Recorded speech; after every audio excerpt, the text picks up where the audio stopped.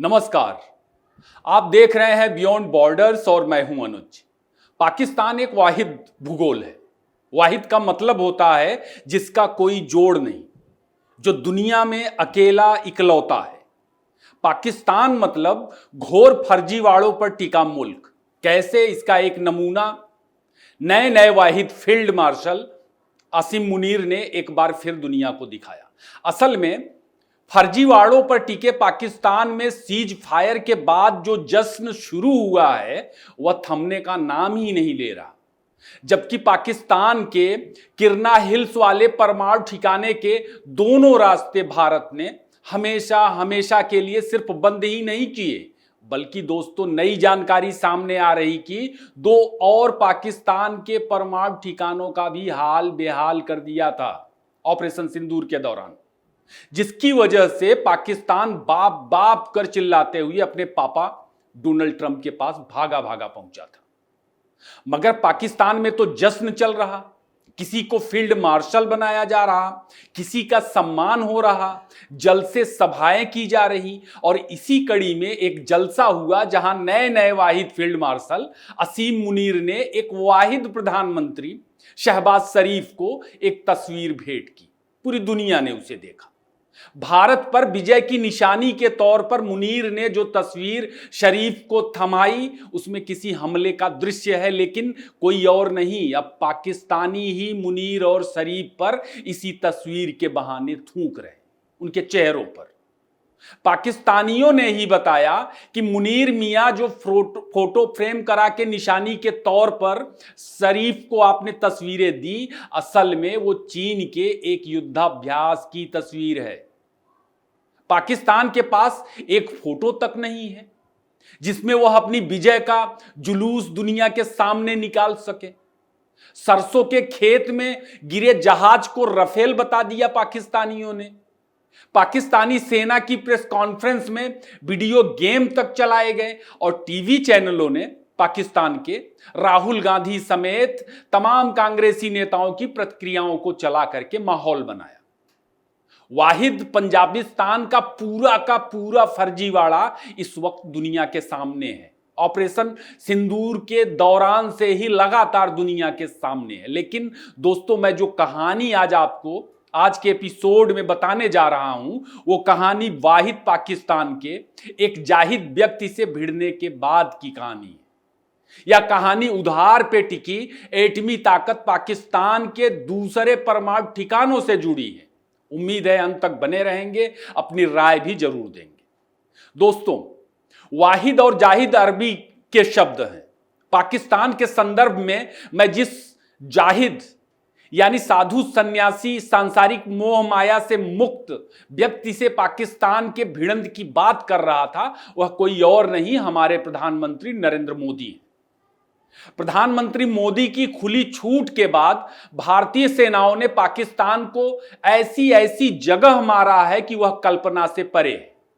पूरी दुनिया के लिए भी वह कल्पना से परे है। नूर खान एयरबेस और मुरीद एयरबेस की नई सैटेलाइट तस्वीरें आई हैं और उन पर विश्लेषण आए हैं जो सनसनीखेज खुलासे कर रहे हैं पाकिस्तान के अंदरूनी हालात और पाकिस्तान की ताकत को लेकर। असल में एनडीटीवी के पत्रकार विष्णु सोम ने डोमियन साइमन की सैटेलाइट इमेज एनालिसिस पर एक रिपोर्ट की है। सैटेलाइट यानी उपग्रह से ली गई तस्वीरें। पाकिस्तानियों की तरह सैटेलाइट तस्वीरें झूठ नहीं बोलती और जिन तस्वीरों का विश्लेषण किया गया वह ऑपरेशन सिंदूर से पहले और ऑपरेशन सिंदूर के बाद की है। डोमिनियन साइमन के सैटेलाइट विश्लेषण में पता चल रहा कि भारत ने सिर्फ एयरबेस भर को निशाना नहीं बनाया था, बल्कि भारत के निशाने पर पाकिस्तान के न्यूक्लियर आर्सेनल थे। इसी के तहत मुरीद एयरबेस के भीतर एक सबसे सुरक्षित ठिकाने पर अटैक किया गया था भारतीय सेना की तरफ से, और इसमें से एक अटैक किसी अंडरग्राउंड परिसर से सिर्फ 30 मीटर दूर है। साइमन ने अपने एनालिसिस में बताया है कि इस परिसर की जिस तरह से फेंसिंग की गई है, जिस तरह से निगरानी के लिए वॉच टावर हैं, उससे साफ साफ पता चलता है कि यहां जमीन के नीचे कुछ विशेष गतिविधियां होती हैं। और नीचे जमीन के अंदर भी भारत का जो हमला हुआ उससे बड़े नुकसान होने की आशंका है।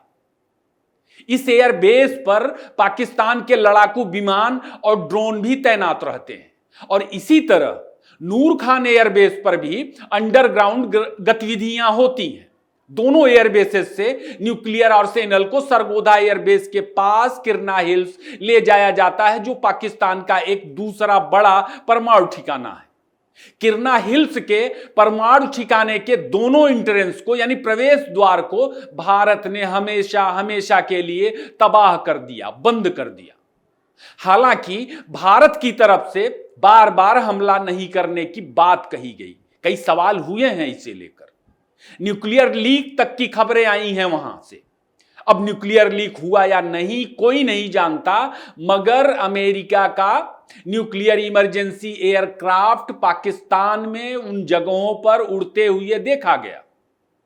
किरना हिल्स में न्यूक्लियर लीक भले ना हुआ हो, मगर यह तो पूरी तरह से अब साफ है कि पाकिस्तान की परमाणु क्षमता ऑपरेशन सिंदूर के दौरान लगभग ध्वस्त हो चुकी है।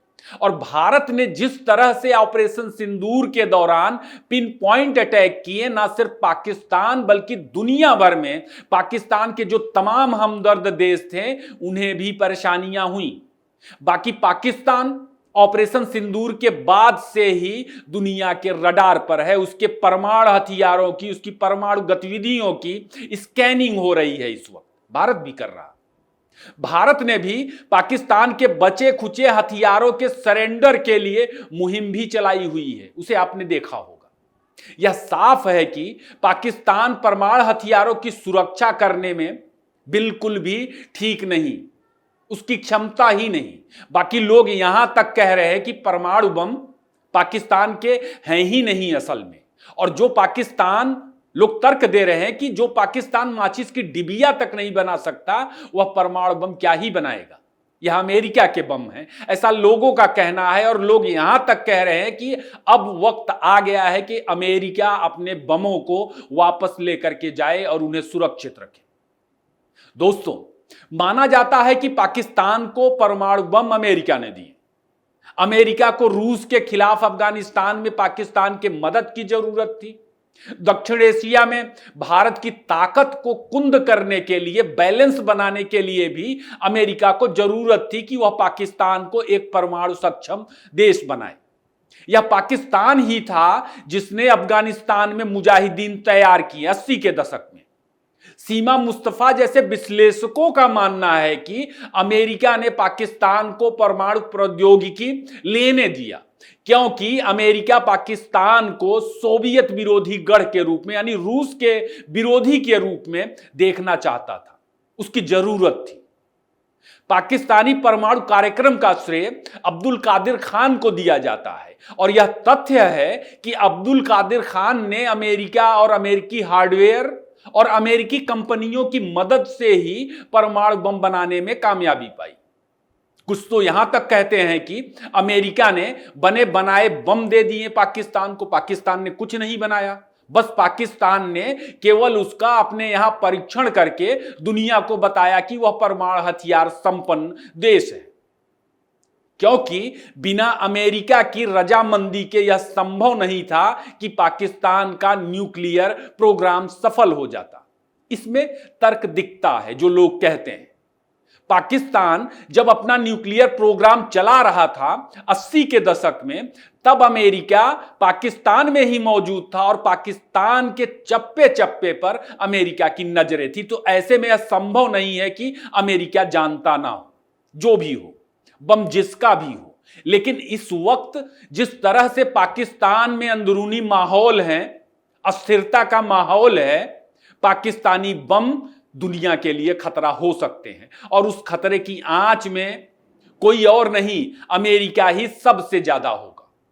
क्योंकि अब्दुल कादिर खान ने पहले ही कबूल किया है कि भीख में मिले न्यूक्लियर फार्मूले को उसने बेच दिया और खरीदने वालों में घोर अमेरिका विरोधी देश ईरान और नॉर्थ कोरिया शामिल है। दूसरी चिंताजनक बात यह है पाकिस्तान के परमाणु हथियारों को लेकर के कि इजराइल और अमेरिका विरोधी आतंकी संगठनों ने भी लगभग पाकिस्तानी परमाणु ठिकानों तक अपनी पहुंच दिखा दिया है कि वे वहां भी पहुंच सकते हैं। अभी कुछ हफ्ते पहले ही खैबर में एक न्यूक्लियर ठिकाने के कर्मचारियों को टीटीपी ने बंधक बना लिया था और तब भी दुनिया भर में यह बात उठी कि पाकिस्तान के परमाणु हथियारों का सरेंडर करवाने का वक्त आ चुका है। दूसरा यह भी कि इस्लामिक स्टेट खुरासान प्रोविंस ने पाकिस्तान में अपना बेस कैंप बना लिया है। अभी हाल ही में इस्लामिक स्टेट ने पूरी दुनिया को बताया कि अब बलूचिस्तान में उसका कैंप है और वह बलूच विद्रोहियों के खिलाफ जिहाद की जंग लड़ेगा। माना जा रहा कि बलूचों के खिलाफ पाकिस्तानी सेना के कमजोर पड़ने के बाद पाकिस्तानी सेना और सरकार ने बलूचों का दमन करने के लिए इस्लामिक स्टेट जैसे खूंखार आतंकी संगठनों के साथ खुलकर हाथ मिला लिया। इस्लामिक स्टेट के ही लड़ाकों ने दोस्तों काबुल में एक बड़े तालिबानी नेता की हत्या की थी कुछ हफ्तों पहले, जिसके बाद अफगानिस्तान के साथ पाकिस्तान के रिश्ते इस वक्त अपने सबसे खराब दौर से गुजर रहे। इस्लामिक स्टेट और तालिबान के रिश्ते अफगानिस्तान में ठीक नहीं हैं, तो इसका असर भी पाकिस्तान की अंदरूनी राजनीति पर पड़ता दिखेगा। इस्लामिक स्टेट बलूचिस्तान में तो कुछ कर नहीं पाएगा, मगर पाकिस्तान में उसका कंट्रोल बढ़ने की आशंकाओं से इनकार नहीं किया जा सकता और यही बात पश्चिमी दुनिया के लिए किसी सदमे से कम नहीं होनी चाहिए। बाकी इस्लामिक स्टेट से क्या खाक ही पाकिस्तानी लड़ पाएंगे?